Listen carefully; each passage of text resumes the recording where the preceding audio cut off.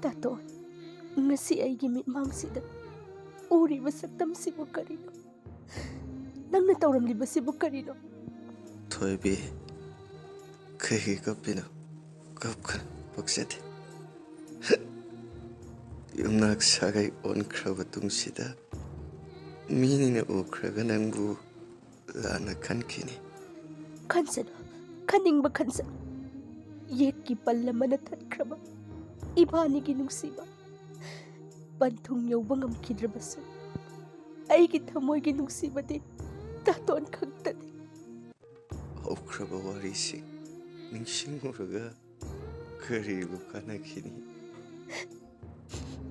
Taton, adudi hayo. Nang aibu nungsidi haina hayo. Nangi miludagi taragliba pi aduna karigi.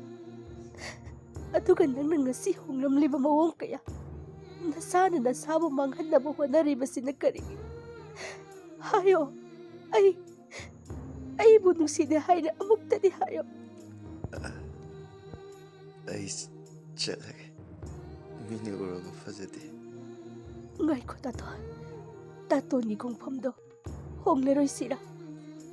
Thoibi, ay ngasidi kangle. Nangna aibu uksibiba kayada. Yekki palna tatkibana ibanigi manglan pumba kaikibana. Ay apapata kanglutra. Ay nangna haibu kuding yarage. Thoibi,